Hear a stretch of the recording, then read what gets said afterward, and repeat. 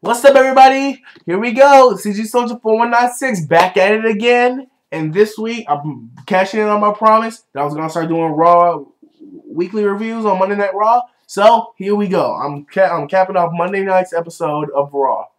So, before the show even started, you see, we have a little backstage segment with Eve and the Bella Twins. And I guess it was Brie or Nikki. One of them they bring up how she ended up kissing John Cena last week, and how she claimed that she and Zack Ryder wanted to be just friends. So they started saying, how did you do that to Zack? Zack seems like a really nice guy. And Eve just starts laughing like it's stupid. And says, "Are you guys serious? I was just using him. I was just using him to get where I need to be." So, thus turning Eve Torres into a heel, which I have to tell you, nobody saw coming. Nobody saw this coming. So she's talking about all she did was just use Zack Ryder, and now she plans on using the big fish, as she called him, John Cena. So she planned to walk into John Cena's dressing room and quote unquote apologize to him. But as soon as she turns around, apparently John Cena is right there, and he's heard the whole thing. Before she can even get a word out of her mouth, walks away, and boom, we start the show. John Cena comes out. Before he can even say a word, here comes Eve with the waterworks and a scream and just, "John, please stop. No, let me explain.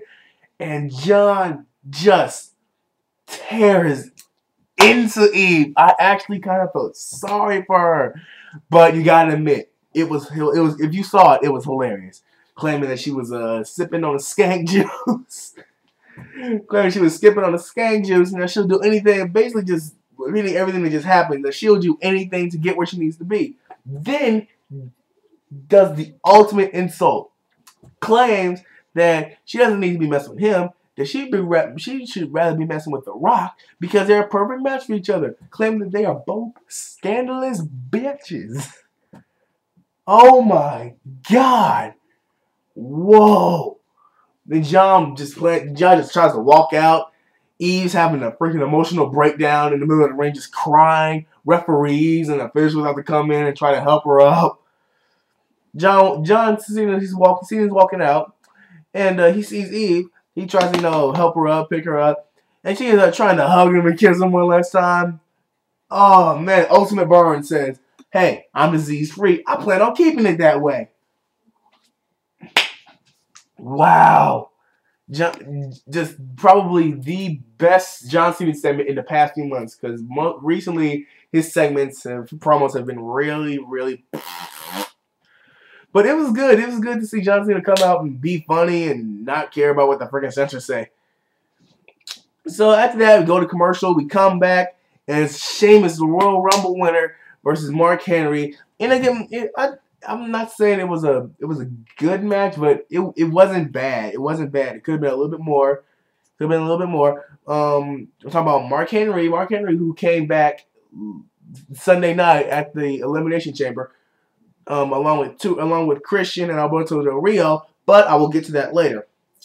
So Sheamus and Mark Henry, they're going at it. All of a sudden, Mark Henry, Mark Henry picks Sheamus up for a Real Strongest Slam. Sheamus reverses it, hits him with a bro kick. 1, 2, 3, it's over. Sheamus beats Mark Henry, and if I had to rate it out of 5 stars, I'd probably say about 2, maybe 3.5. But that's just my opinion. Before I move on, just a little, probably because I like to go into detail. Sheamus rocking the red, white, and blue trunks again. That is something I thought that only worked when if you remember last year, when he won the title from Daniel Bryan, when he won the US title from Daniel Bryan, he wore the red, white, and blue trunks during his short time as a United States champion, which I thought, not really right. Sheamus, his character is Irish, so he should just stick with that. I really think he should stick with the black and dark gray. But that's just me. You guys can do whatever you want to do about it. Speaking of Daniel Bryan and Sheamus, WrestleMania, one of the main events at WrestleMania is Sheamus versus Daniel Bryan at WrestleMania for the World Heavyweight Championship. And I think that's gonna be pretty good. I think it's gonna be a rematch from last year's WrestleMania where they were fighting for the United States Championship before WrestleMania. I think it was before WrestleMania went on the air. I don't know. I wasn't lucky enough to see it, but I think it was before WrestleMania went on the air. It was a pre-show match, so it's good because they get to do what they wanted to do last year at WrestleMania, but they didn't get a chance. They didn't get a chance to do it well on air. So this is gonna be good. It's gonna be good. It's gonna be a pretty good match to see. So, go to commercial, we come back, and there's James Laurinaitis and the SmackDown General Manager Teddy Long. Since Raw's doing a super show now, which I'm starting to warm up to it now, but it's pretty good. So they do it. They go back and forth. What I was telling you about earlier about Mark Henry returning, Sunday night at the Royal Rumble. God. At the Elimination Chamber, Christian, Alberto Del Rio, and Mark Henry all returned when John Laurinaitis, I'm sorry, I'm a Rams fan, John Laurinaitis came out and said that he thinks that it would be great for him to be permanent general manager of both Raw and SmackDown. Seems a little odd. But it's starting a great rivalry. It's starting a great rivalry between Raw and SmackDown again, which I like to see. I like to see that. It's kind of like Eric Bischoff when he was general manager of Raw, when he started feuding with Teddy Long back in 2005. I think that's pretty good. So they're going back and forth and back and forth. Somehow Teddy Long says, "Well, how about this? We get David Otunga in the ring against a pick from SmackDown that he will choose. He himself will choose." They agree, and it's set up for later on tonight. I will get to that in a second. Next match, Kofi Kingston and R-Truth faced Primo and Epico, the tag team champions. And Kofi Kingston and R-Truth, for being hurt in the Elimination Chamber, they did pretty good. They ended up beating Primo and Epico in a pretty good match. I wouldn't necessarily say it was a jobber match or a squash match. But Primo and Epico probably could have done a little bit more to make this seem kind of fair. But what are you gonna do? 6, something really big, and for the 2012 Hall of Fame, Ron Simmons, also known for you Attitude Era fans, as Farouk, is going to be inducted into the 2012 Hall of Fame, and the rumors are going around that he will be inducted by none other than Bradshaw, JBL, John Bradshaw Layfield, which I think it will probably be great to see the two old friends coming back, and I really want to see that. I probably will. I'm gonna try to order it when it comes out. Little side note, for WrestleMania, the theme song, the official theme song for WrestleMania was announced.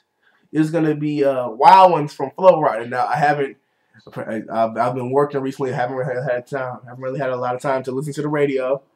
So you guys, I haven't really heard the song. So you guys, I'll probably leave a link for the song. I'll look it up. I'll try to listen to it when I'm done.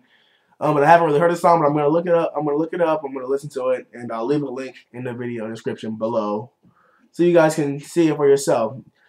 Except Flow Rider, the last song he did for WWE was Good Feeling. I think it was like Good Feelings. No. It was I forgot what it was, but it was something recently, and I really don't think it was that good. But maybe this might be a good song. Maybe this might be a good pick for a theme song. So next after that, we had David Otunga come out for his match, and Teddy Long's pick was Ezekiel Jackson, the big Ezekiel Jackson. And I gotta say, I'm surprised that Ezekiel Jackson, they are actually putting him on like a losing. He's actually had kind of a losing streak recently, which is kind of messed up to me. So David Otunga ended up beating Ezekiel Jackson in kind of a squash match. I wouldn't really call it that, but Ezekiel Jackson has been on a losing streak as of late. Next, probably the highlight of the entire show. The Triple H came. Undertaker came out trying to challenge Triple H to the match at WrestleMania. For the past few weeks, Undertaker has been making challenges for Triple H, and Triple H has been refusing, saying no, because he said, quote, he felt sorry for the Undertaker after last year's WrestleMania. Undertaker says he's been the past year has been crazy for him. Like, he's been living with some kind of uncertainty.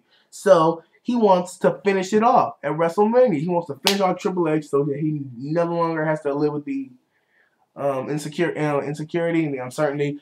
Triple H saying no and walking. Triple H came out and saying no and walking away. Undertaker then makes it personal, calling him a coward. It goes back and forth. The whole segment is like 10, maybe 15 minutes, but it is amazing. Just the electricity in the arena. It was just like completely quiet. You could hear like a pin drop. That's how intense this was. So Triple H finally agrees to a match, but it has to be one condition: a Hell in a Cell match. Undertaker agrees. It is set. WrestleMania 28 in Miami, Florida. It will be The Undertaker versus Triple H 3 in a Hell in a Cell match, which is I cannot wait. This is gonna be like for those of you who may not know, WrestleMania is on my birthday, April 1st, and I gotta tell you, this is shaping up to be a pretty good card. So next, let's go on to that. Daniel Bryan came out and had a squash match with Santino Marella. He just completely dominated Santino Marella. So next from that, another squash match. The Bella Twins came out and they beat the team of Kelly and Oksana. And I'm surprised at Oksana that she's getting her little competitive streak going. She's going. I can't wait to see what goes on with her and Teddy Long. That's gonna be interesting for me to see.